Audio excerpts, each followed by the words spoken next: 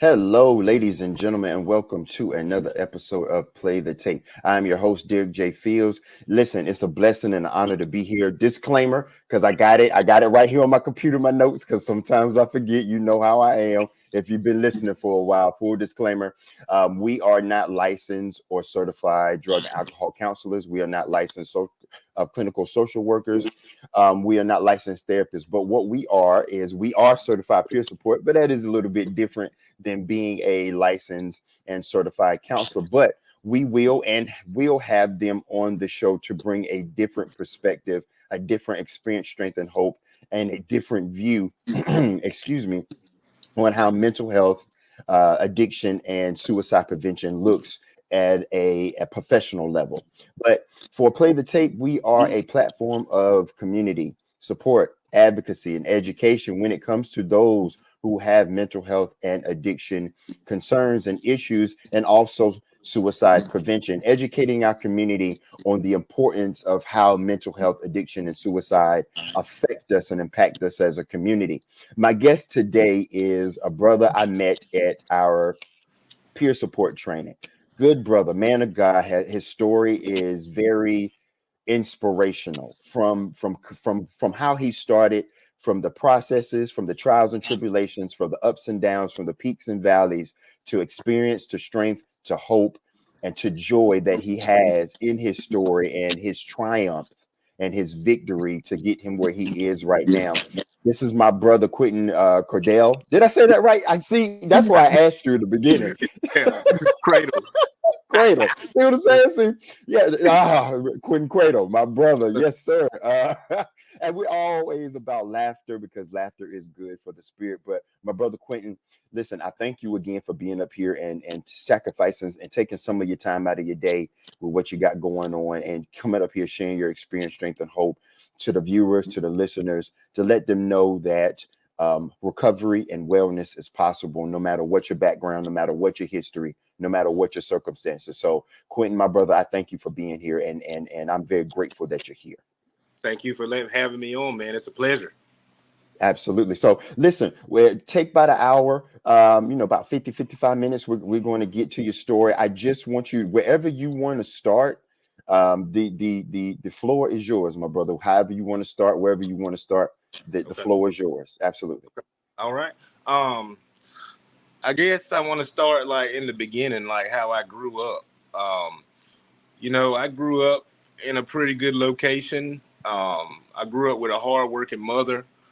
My father, he was in the military, so, he was absent a lot on duty. So my mother was really who I saw raise me up. And, she tried her best to teach me how to be a successful man. I grew up in a high school. In the school I went to, I was in the top of my class. I was an honor roll student. I was involved with things such as Boy Scouts, 4-H camp. I grew up in a pretty prominent setting. However, influence is a major thing growing up at a young tender age like that. And influence for me was more so music and the environment who I was around, and people that I befriended that didn't have as much as me and were doing different things to get by. So when I got in high school, that age, you just kind of experimenting and, testing out things. And I started smoking marijuana at that point. And I began to, my mother struggled, we had what we needed, but we didn't have it all, you know. And I was Right. enticed by what the music and things I was seeing. I always wanted more, and I wanted to help her get that. What So did you have any siblings? Were there any brothers and sisters? yes, sir. I had two brothers that were younger than me that were also in the household as well. And they were in a similar situation. All three of our fathers were in the military. So duty, of course, separated them. And my Yeah. mom was the solo parent, which I'm sure you can relate to the military aspect. Mm-hmm. So for me, I always wanted to have more and be more and do more, even though I was at the age where, you know, school should have been my focus. But I began to hang around people and get in this crowd that were in criminal activities such as selling drugs and gangs. And I felt like that void that I was looking for from my father, even though he wasn't absent for the wrong reasons, I was beginning to feel that void with these older guys that I was hanging around with. Um, so that led me into getting involved with the selling of the drugs and getting involved with the gang. And for me, it gave me a sense of I'm trying to think of the best way to word this. It gave me a sense of importance or status along Mm, with it. right. So, you know, I got this feeling it was like a high in a sense. And I got deeply involved with that, and it led me to falling away from the things that were most important, such as my academics, my studies, my family. It began to consume me to a point. And you know, I got deeper and deeper. By the time I was in 10th grade, I was full on selling drugs and full on involved in gang activity. And I wasn't really using drugs at the point. Mm-hmm. I was consuming marijuana, but I hadn't graduated to anything harsher than that at that point. So by the time I graduated high school, I really didn't have a sense of where I wanted to go in life. You know, by the time most people graduate high school, they decided about the military or college, or some Right. people have a job by that point. For me, I had gotten so deep into making my own money and being what I assumed was self sufficient, what I assumed, that I pretty much just put all that stuff on the back burner and went full fledged on into the streets.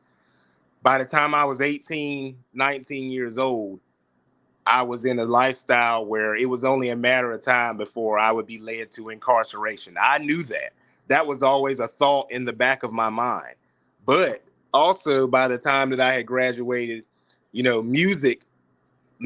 let's look at music.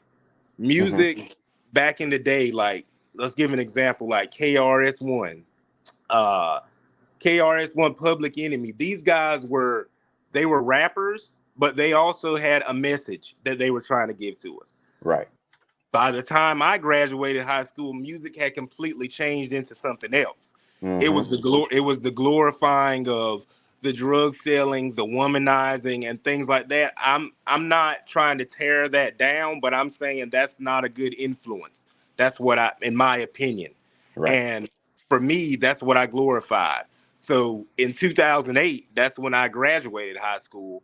You know, that was the norm. And I just, even though I knew I was on the right path, I was seeing what I visualized as success from it.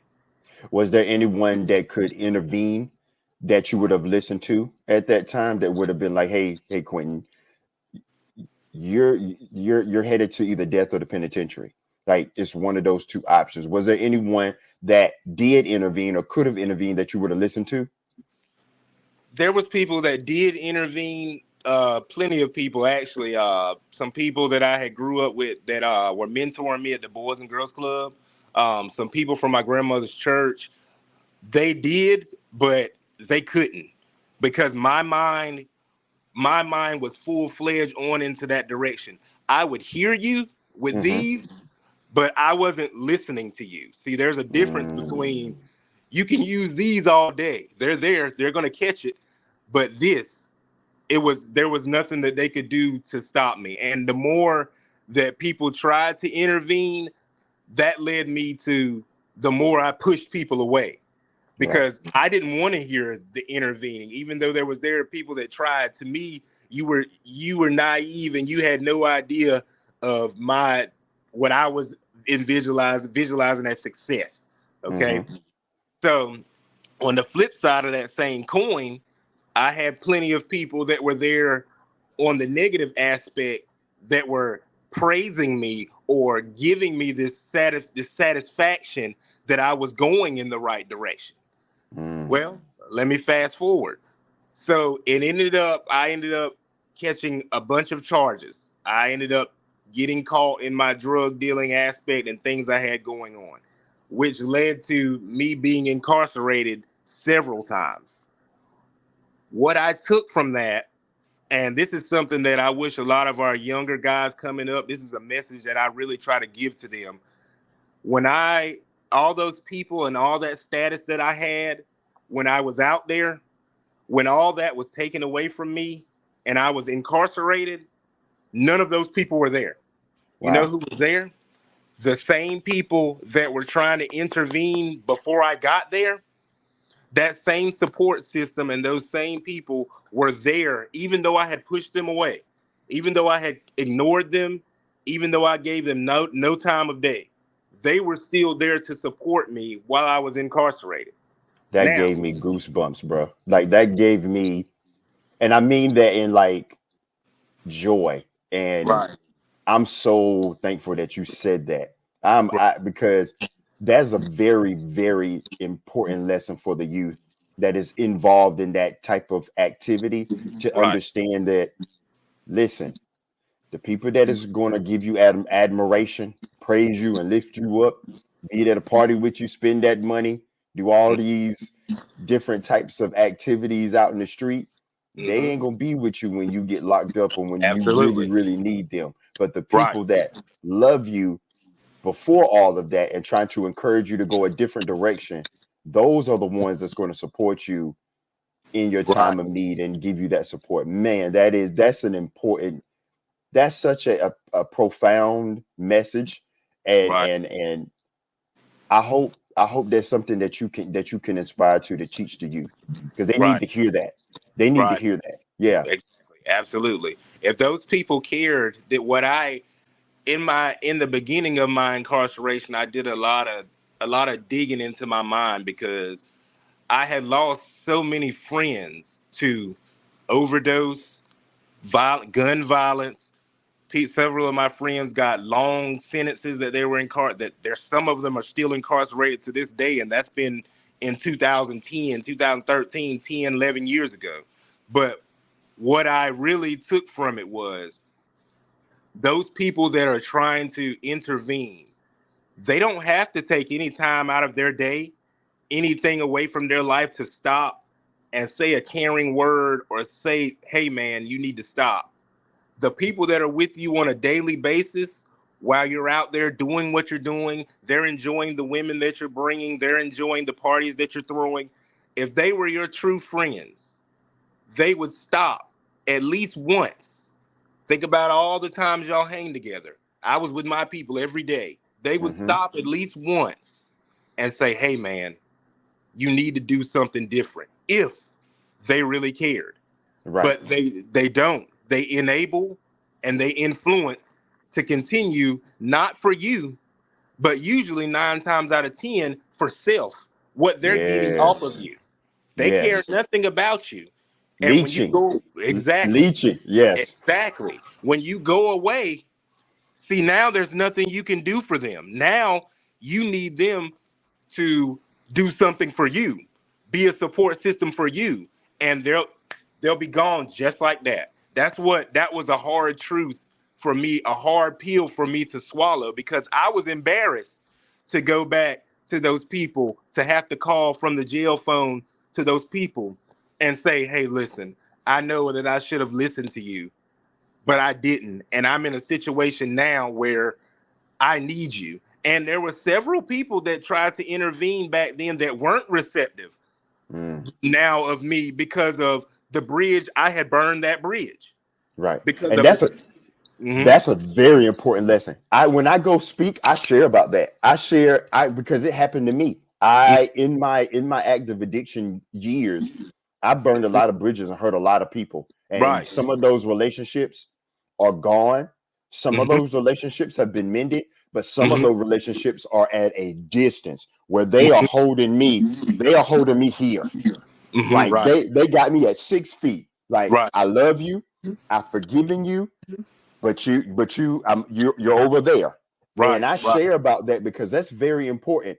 They tell us that in therapy and treatment, they tell us about how we have to change people, places, and things. They never really talk about the flip side of that coin, where Right. we might be that person, place, or thing that someone else has to change Exactly. because of how they were impacted in our addiction or our mental health Exactly. circumstances. Exactly. Yes. Right. Yes. Right. Exactly. And when you get to that point, when it gets to that point where you've burned a bridge, you have to be able to learn to accept that within yourself, that that person is setting a healthy boundary for them. You Mm-hmm. have to understand you can't it's hard. Now I'm going to say that it is hard. Yes, it is I'm sure hard you and it can might relate, hurt. right? And it might hurt.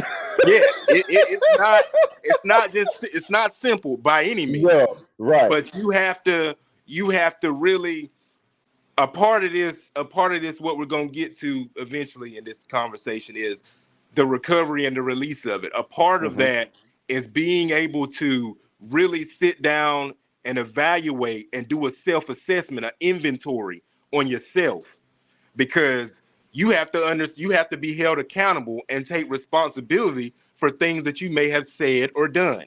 Okay? Mm-hmm. And Yes. that's one of the hardest out of the leaving the streets behind, quitting the drugs, which we'll get to that in here in a little bit. But Right. my point of saying all this is one of the hardest things to do in this whole process is to truly, I'm saying this from my experience, is to truly take accountability and hold yourself accountable. Hold yourself accountable for the things that happened and occurred in the past, because you'll never be free from those chains if you still allow them to bond you. I You see what I'm appreciate that. saying? Yes, Yeah, I sir. appreciate that. When That's you major. That is, and I appreciate that. When you were on the phone to those people when you was incarcerated, and when you Mm-hmm. got incarcerated and you was trying to call those people and those bridges were burned, Mm-hmm. how did that mentally affect your strength? How did that affect you mentally? How was Mm-hmm. your mental stability in that? Now you're incarcerated. Mm-hmm. You've been in the game, making money, being the man, Mm-hmm. having these materialistic things, the success or what the society programs us to think success should look like Right. in a man. Right. Mm-hmm. Now you're incarcerated. Now you're calling people. There are some people pick up the phone, but there's others that are not because of the bridges that were burned. How Mm-hmm. now mentally? How do you stay sharp? How do you strengthen that? How do you stay focused? Mm-hmm. Well, I'm glad you asked that, because just to elaborate on that, when I say that I was not when I say that I was successful at it, I was highly successful. A lot of people know me successful. A lot of Hmm. people knew me, and I thought I had a lot of resources and help. But Right. to answer your question, I'm glad you said that, because that's about to lead me into the next step of my story. That's perfect. So what I know now is different than what I knew then. So when those things happened to me, it led me to it kind of broke me mentally. It affected me negatively because I wasn't seeing or understanding the positive in it. I felt like all these people that I thought were my friends and things, they've obviously abandoned me clearly. Hmm. And now I had this large circle of people that were there from the beginning, and now I got a few that are still there, but some are not answering the phone and some never want to speak to me again. And it broke me. Not to mention the environment that I was in and where I was during my incarceration. I couldn't just go in my room and curl up in my comfort zone. I have to focus on what's going on around me. And Hmm. mentally, mentally it led me into, okay, now these people are giving up on me too after I've been abandoned by the people that I thought were my friends. So now I'm in this aspect, I'm pretty much going to adapt to my environment. And that's what I did. My incarceration in the beginning, I was on this path of enlightenment and I was trying to change and I wanted people to see that change in me, but I wanted it to all happen like this. Right. But people Right. people weren't just buying into that. Okay, you've been incarcerated for 6, 7, 8 months now, and now you're saying that you're on this new path. People want to see evidence and proof. People want Mm-hmm. to see you act and walk what you're talking. So instead, what I did was I got back involved with the gang. And I, throughout my incarceration, I spent a lot of time in isolation and solitary confinement because I was identified as someone with ties to a gang. Mentally, let's talk about mental health here. Right. So imagine if you get into a situation, we're humans, so if we get into a situation, sometimes we may want to isolate ourselves. Let me give an example. If your wife's getting on your nerve, we got wives, we know how it goes. Yeah, we got yes. You know, everyone has that comfort space, whether it be your man cave, as they call it now, or maybe you just need to take a ride in your car. You need isolation. I'm not going to say isolation, but separation. Okay. Separation from the problem, walking away from a problem and then revisiting, right? Right. Okay. When you're isolated though, that's all it is. So isolation is used in this system in the incarceration. Let's say you're identified as a person tied to a gang or known for having bad behavior or mental illness. They isolate you to keep you away from other people because they don't want to deal with any kind of confrontation.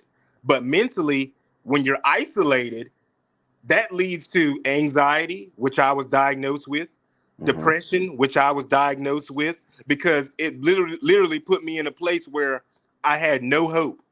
I was at that point where all it was this 6x9 cell. That's it. All day long, 23 hours a day. That's all I did for 74 days. And that time is not rehabilitation. No. That time is actually counterproductive because I need social interaction. I Yes, need you connection. You need exactly. relationship.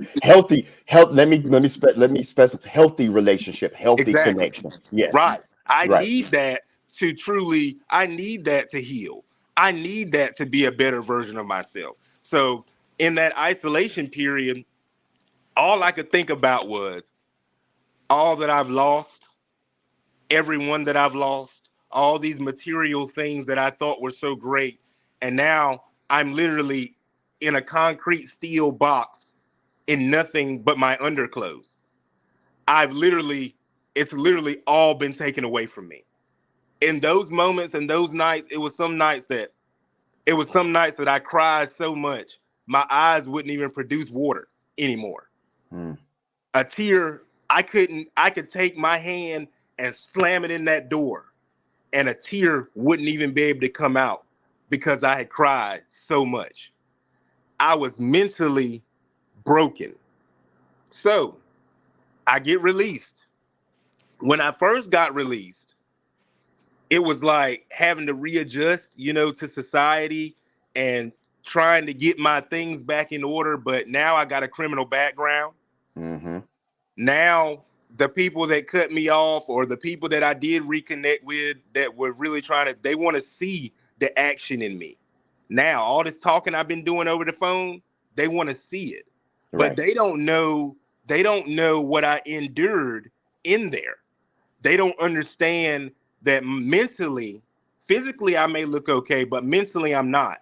One of the hardest things to do for a man, in my opinion, for me, was to admit that mentally, because we're this man, we carry this strong facade. Right. So we try to deal with a lot of things within. Mentally, I was not there. So this is the next step in my story where I get to how I went. There was no longer, I didn't have any urge to sell any drugs or I didn't want to be involved with the gang. I took a beating to get out of the gang, which was pretty harsh. And I had turned my back on the gang scenario. I just want to tell the youth and the young out there that the gangs and things like that, it's not a support system for you. It's all it is what can you do for the gang? What can you do? What can you do? What can you do? Until finally you're of no use to them and you'll be left high and dry. Trust me, that's from experience. Mm-hmm. It's not worth it for anyone contemplating it, young, trying, maybe involved in it. Think about your future. You I don't pre- learn. Hindsight is 2020. yes, I Remember that. appreciate you sharing that again. I appreciate Remember you. that. I appreciate you. I appreciate all the experience, strength, and hope that you're sharing up to this point. But definitely when it comes to the youth, because that's the future. Right. That's the future, and you want to better them and place them in a better situation for success, set them up for success and not for failure. And I Right. appreciate that, because remember back in the day, if you remember back in the day, because we're around the same time frame, that Right. even if you saw a person in Mhm. the streets and you saw one that was someone that was participating in that type of activity, Mhm. they would be like, youngster, this ain't what you Mhm. want, go to school. Exactly. Why you skipping school? Go to school, get your education. This Exactly. ain't what you want. This is what I had to do, but don't they didn't some people, there were certain rules and Right. certain integrity of go to school, young Right. man, young lady, go to school. This ain't Right. what you want. You don't want to be a Right. part of this. This is not the type of lifestyle. Go to school, get your education, get out of here. Go do Right. something better, and then educate yourself. Then you can help your community in another way by Right. coming back and with your education and changing things from the inside out. So Exactly. that Exactly. type of so that's why I said I appreciate you sharing that and Yes, sir. giving that to the youth, because Sir. that is not how that is. It has evolved so much to, like you said, the glorification Right. of selling and distributing and Right. manufacturing Right. drug. Yeah. So, Right. but Right. yeah. So, okay. Let me say this to kind of elaborate on that for a second. Think about how it's easy. It's one choice if you want to get, if it's one choice if you want to get in the game. Easy. You can get in the Hmm. game, you can make money, you can get cars, and you can get women and do all this stuff, right? But trust me, it's only a matter of time. There's no one that's retired from that. No one. No one's made it that far. It can all be taken from you just like this, right? Right. So one of the thought processes that I've instilled into myself today, hindsight being 2020, is when you go to school, it may take long. It may take long to get somewhere and get something that you want, high school diploma, associate, bachelor, etc. Or you go to you join your military, do the right thing in there, get what you can get from it. But what's weighted scale here? A short, quick decision that can make me all this money and get me all this status, but can be taken away from me, or something that I can really put in work for. It may take longer to get there, but no one can take that from me. And it's If more I meaningful. And it's more exactly meaningful because it's more meaningful too. I'm sorry, I right, didn't mean to cut yo, you yo, off. no, no, that's right, I just wanted to that was just on my spirit that because I agree. It's just more meaningful, you right, know? Yeah. right. It has substance. It has Yes. substance. You can take that degree plaque and you can go show it.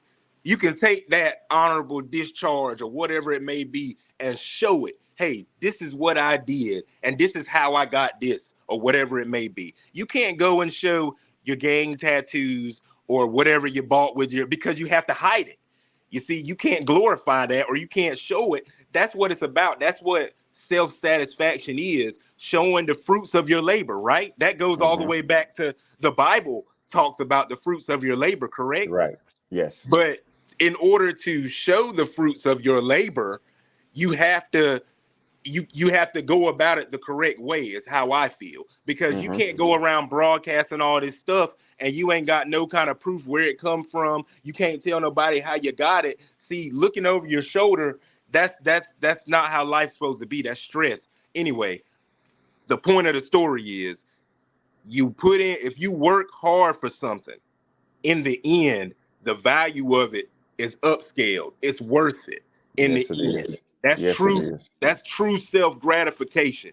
Knowing knowing how you got to this point. Nothing comes easy. If something comes easy, trust me, it is not worth it.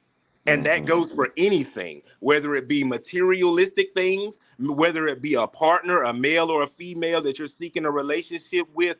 Nothing that comes easy is worth it because Right. it's about hard work. Anyway, moving forward. So now I'm out and I don't have any connection to the gang. I don't have any connection to any of my old resources or that life that I was living. No one really wants to take me in. My mom, she took me in, but it was stressful because she was always on my back about doing what she's supposed to do as a parent. She was Right. always on my back trying to keep me straight. This is when I can remember it. This is when I had tried drugs a few times, selling it and stuff like that, partying and whatnot. But this is when I really began my addiction at this point. I felt like I got a criminal record. I've been incarcerated. Everyone knows about my situation, about what I was doing before. No one's going to trust me. No jobs are going to give me an opportunity. I tried the drug the first time to just take my mind away from it for a little bit. Hmm. That's where it started. I just wanted to just temporarily for that day. My plan was the next day I was gonna get up and be what's it called? Productive. Yeah, productive citizen the next day. Yeah. Okay, well let me tell you that was absolute crap that I was selling myself. When I tried it, when I did it that day, it numbed all the feeling that of that guilt and of that pain. So now instead of going to seek help that I needed to deal with it, now I'm going to self-medicate. That's how I felt. Right. It went from my usage exploded. It went from that one time to all day long. I took off like a rocket. Most of the times it happens gradually, you Yeah. know. But for me, I did not want to face. I did not want to face the things that I needed to correct in myself. Truly, I did not want to face it. So I took off like a rocket. It's crazy how you can think to yourself. I had children, their mother, me, and that we were involved. She's my wife now. We were involved. But it's crazy to think that I'll say, I'll never put anything before my family. I'll never put anything before my children. It's crazy to think that I would say that because when that drug took a hold of me, nothing else mattered. Nothing Because matters. Nothing nothing, else matters. Nothing. Nothing. I'm nothing. with you. Nothing. Nothing. And I still think back sometimes, to those things like the things that I sacrificed for it because it was giving me this false feeling. I'm thinking my thought process was because of the way that I feel, because of the substance. I'm thinking everything around me's fine because I think I feel fine. Right. But really Right. and truly, it was a snowball effect. Every time that I took myself out of the reality by the substance use, the reality was doing nothing but crumbling more and more.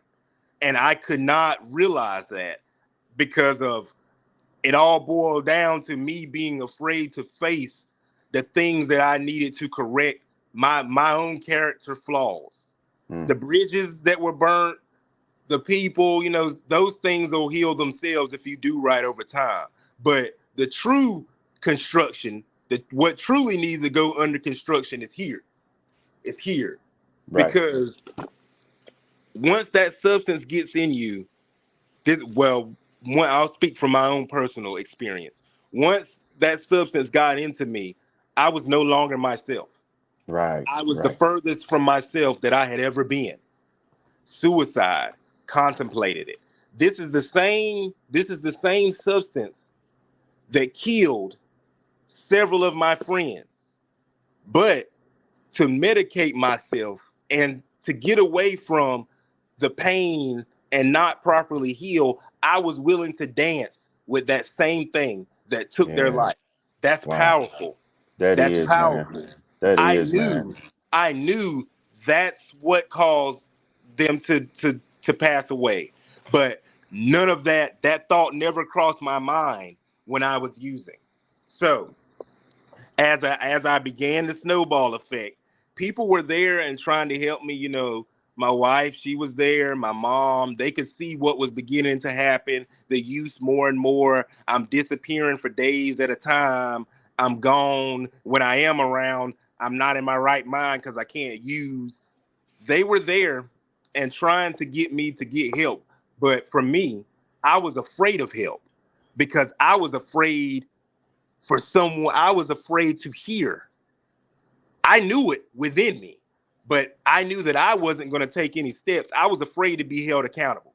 I'll Right. admit that as a man, I was Hmm. afraid to be held accountable. So I Man, that's so continued. man, that's Go ahead. so heavy. No, that's just heavy because that is a man. Okay, we'll get to that because I think from what we talked about, of course, offline as well, Right. about where you want to go and how God has called you to be utilized Mm-hmm. to speak to the youth. I Yes, sir. think that what you just said, on top of Mm-hmm. everything, I think that's one of the things that's very powerful for youth to hear, Mm-hmm. especially the young men, to Right. understand that you're this big, strong, tough, and you were scared. Mm-hmm. Yes, Right. Yes. I Yes. was. Yes. And it's okay to be fearful, but don't let that fear Mm-hmm. stop you Right. or prevent you from being the Right. best person that you can be putting your best foot forward, stopping you from going to school, getting your Exactly. education, going to the military, putting God first, being a productive member of society. Don't let that fear stop you from getting the help Right. that you Right. need. Right. Yeah, that keep that is something that the youth, especially the young men, need to hear because men have been always taught that suppress your feelings. You don't talk about your feelings. Exactly. Exactly. You just Exactly. mission first. You drive on. You Right. suppress it and you keep moving forward. So I Right. just yeah. So Yeah, it's yeah. always shown that if a man cries, a man's weak. Yes. Or it's always shown if a man's scared, if a man has fear, he's a coward. Right. Yes. But like you just said, it's all about how we're humans, we're gonna have feelings anyway.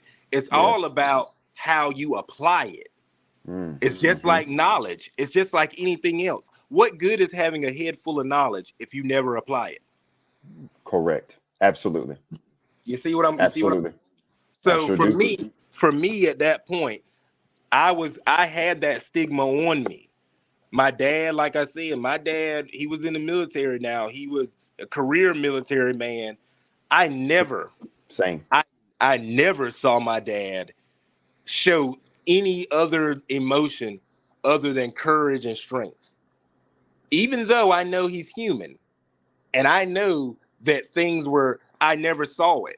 And he would always, like, let's say if I fall and get hurt, get up, suck it up.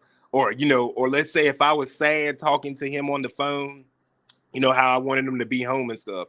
He'd always say, son, hold your head high, be strong. That's what he would say. Not to say he didn't understand my emotions, but I'm just saying that fear and the emotions that that a man does feel, there's a stigma on it. And Right. for me, I was afraid. Seriously. I Hmm. didn't want people to know what I was dealing with. I didn't want people to know that I had a substance use problem. I didn't want anyone to say what's wrong with you, or Right. I didn't want anybody to say to me, "Oh, you have a problem," etc. So, I just isolated myself again, but this time I'm isolating myself out here in the free world. Right. All I cared about was the drug, and honestly, that's really it. And it's sad to say that, but I want people out there that may be going through it or have a family member that's going through it or whatever the situation is. I want them to know that speaking from someone with that lived experience, the best, what you don't give up. See, when it comes to that type of feeling or someone feeling that, it's easy to say, oh, they don't want to change, or they may be closing you out. But the one thing that that person needs is someone constant. That's what I needed. Someone constant and someone, that little crack. You can be in the darkest place, but as long as you got that little crack of light shining through, Yeah. just it can be minuscule. It can be a small, microscopic. Yeah. But just knowing that someone, just knowing that something's there, some, whether it be, it may not be a person, it could be something. It may be, God may be calling to you, or a person may be calling to you. Just knowing that everyone has not given up on you Right. is important. And for me, that's where my true road to getting off of the substance and my true road to recovery began. Because no matter what, no matter what I did, no matter, I was broke at this point. I had some money left from my past life, but I was blowing through that like no tomorrow. I was Mm-hmm. lying, I was stealing, I was broke, I was doing all kinds of things to the people closest to me. Right. No matter what, though, my mother and she's my wife now, they always stuck beside me through all that I drugged them through and through all that I pulled them through. And eventually, one day I was just sitting there, man. I was on a binge. Like, I had been going for like 5 days straight, man. Something had happened in life. I forgot what it was, honestly, but something had happened. And I just completely shut myself off from the world. I was on a straight up binge. When I sat there in that bathroom floor, I actually closed my eyes one time, and all I could see was my mom, my wife, and my children. A voice. I was not I was not on a spiritual path. Right. I was raised up in a Christian church, but I was remotely away from that. Right. A Yeah. voice spoke to me and said, this is coming from the heart. This is deep. A voice spoke to me and said, "You will lose them." When I heard that, I didn't know whether it meant death or whether they were just gonna, hang me out to dry, cut all ties with me, or what. When I heard that voice, all my friends have passed away from using the overdoses and things like that. I had some friends commit suicide, like I said earlier. None of that could stop me from what I was doing. When I heard that voice, though, it turned a light on in my head that made me think, what am I really sacrificing here? Mm-hmm. Because I got my own body and my own choice. I can do whatever I want with my own body. But the damage that I'm causing to the people that care about me is what I'm doing damage to myself, like I said. But the damage that I was causing the people, seeing that hurt in them, hearing my children leave me voicemails on the phone because they haven't seen me in 4 days, hearing stuff like that and experiencing stuff like that, let me know that I had to make a change. That, to me, that was the first step in my recovery that I am actively in, and my sobriety that I'm actively in now. That first step of recognizing and realizing that I truly needed to make a change. Right. And when I did that, I went to a group. I'll never forget this. I went to my first group. When I went to the group, I was a little shysty on it. Like I was feeling, I was feeling that shell. I didn't want them to Yeah. know. Yeah. So, but here's another thing. Let me drop this jewel right here. This is another thing. Trying to do it by yourself. I'm not gonna. Anything's possible through God. I'll say in my what I believe. But trying to do it by yourself is a very strenuous task. Not to Yes, it say it is. can't be done, but when you get around other people that are going through or that have been through and made it through, that is what will ignite a fire for you. That's what I believe, because that's what works for me. I'm That not connection piece. That connection exactly piece. Right. That having that connection. Go that ahead. positive connection. That positive connection of people working, not perfect. Let's throw that word perfect out of the Right, window. But right, that pursuit, that continuous, consistent right. pursuit of positive change moving forward in recovery, in wellness, Oh, that connection. right, right, right, Yeah. right. And that and when you get around that, like it gives you that, just gives you energy. Because for me, I was in a position where I was thinking, can't nobody relate to me. Ain't nobody lost what I lost. Or I'm down in this deep, dark place, what I considered my rock bottom. Ain't nobody made it back from this. But in that group, I didn't say anything the first group. I said nothing. I was Right. silent. But as I was hearing the pain around the room, pain, pain can be a double-edged sword. Pain can be detrimental to you, in my opinion, but pain can also be a catalyst. Pain can also like be fuel to a positive fire if you let it, if you interpret it correctly. I feel like, for me, hearing from others, how they've lost children, or how someone's been sober for 10 years, that's what really pushed me to come back. So I come back to the group again the next time, and it's like you learn the tools of recovery, right? Right. Recovery is about more than just quitting the substance. Let's air that out, because a lot of people, quitting the substance is sobriety. Recovery is healing from the trauma. Yeah. That's how Yes. I interpreted it. That's how it worked for me. Because I was under the impression, what I was thinking was, okay, I'm gonna come to this group for a little while, and maybe they can help me get to quitting the substance, which ultimately ended up happening. Right. But my true recovery did not start until I started doing inventory mentally, and really clearing myself out and recovering mentally. That's when recovery began for me. Mm-hmm. Because now what was leading me to the substance was my habitual thinking, and my ways of thinking, and my ways of coping. So now I'm getting the tools to cope effectively and positively.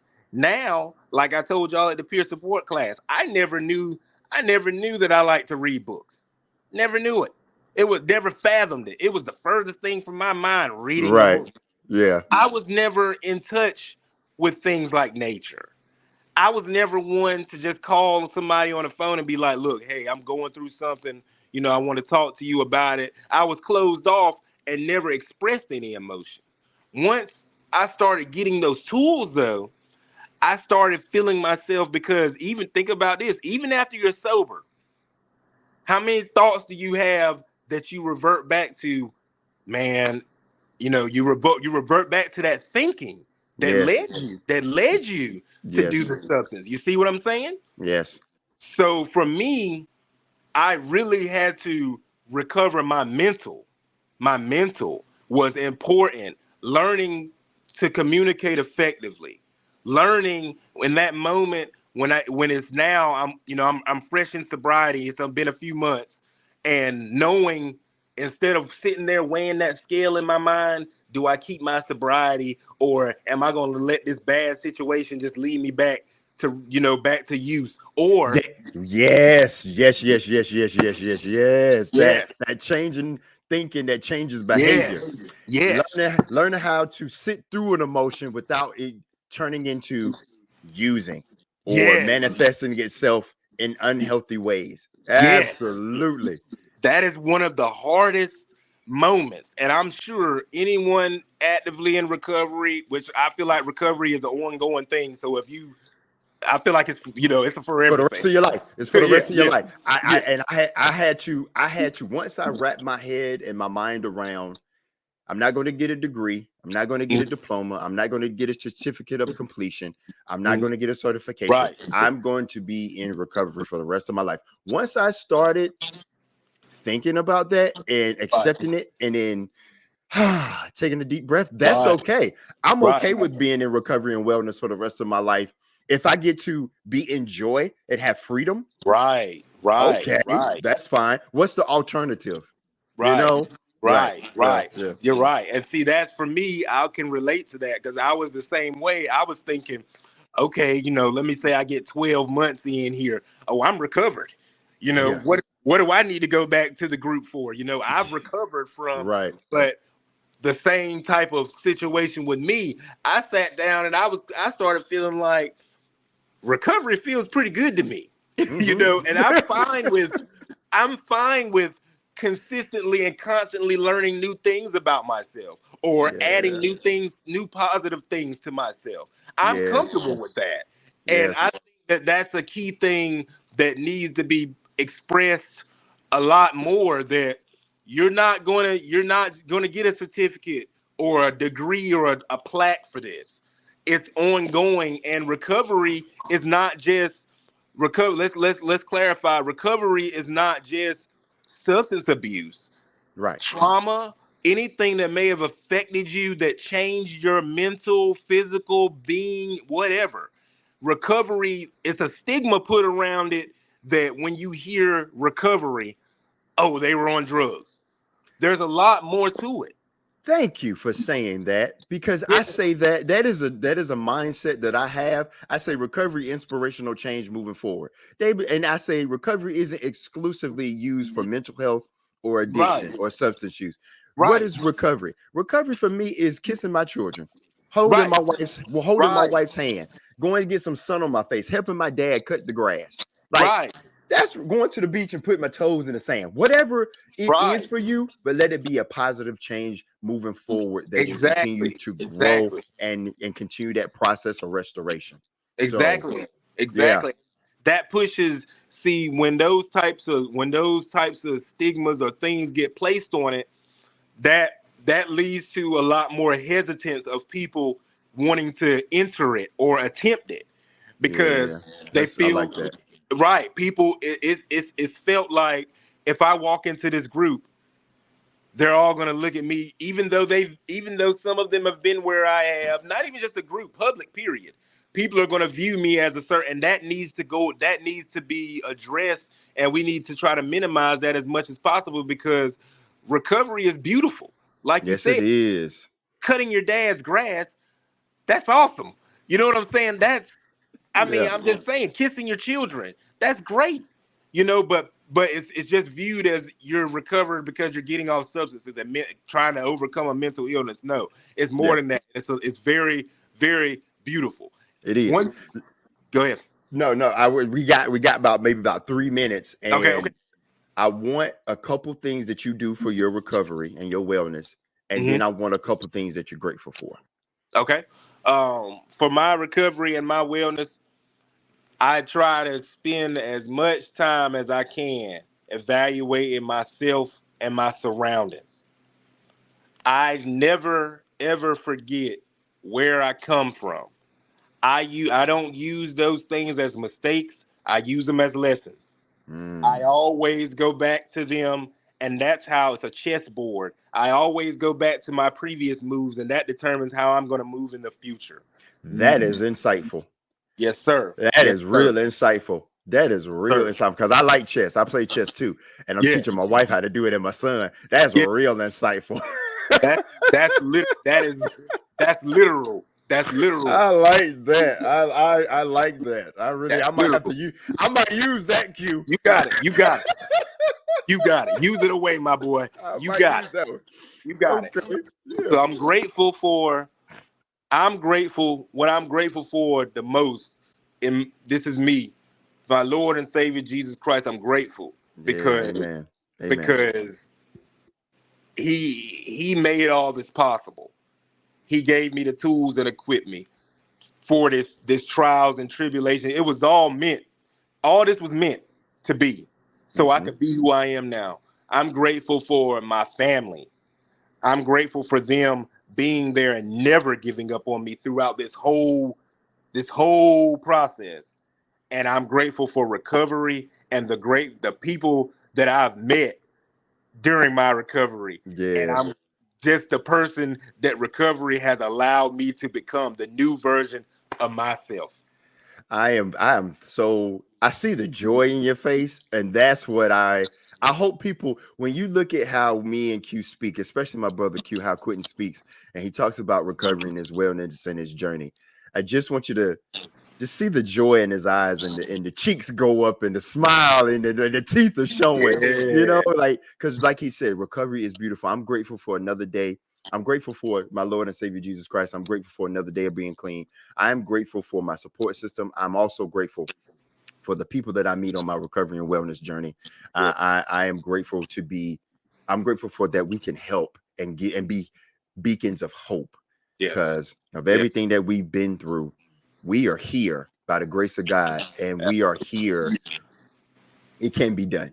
Absolutely. Recovery and wellness is a beautiful thing, and it can be done. We just Absolutely. want you to, we're just sharing this, ladies and gentlemen, so you know that it can be done and you're not alone, never again. So listen, brother, I thank you so much for coming up here today, sharing your Yes, sir. experience, strength, and hope, your testimony, and letting people know that there is that crack of light, Yes, that sir. seam of light, and Yes, just grab onto it, keep your focus on that light, and there will be recovery and there will be wellness. yes, sir. Absolutely. Yes, sir. So I'm not gonna hold you up. I thank you again. I'm Yes. definitely gonna have to get you back on at some point. I Yes. always tell my people that, but I be trying to get people, but I meet so many people and they have so much extraordinary stories like yourself and Yeah. testimonies, and I want to get everybody back on. But I love you.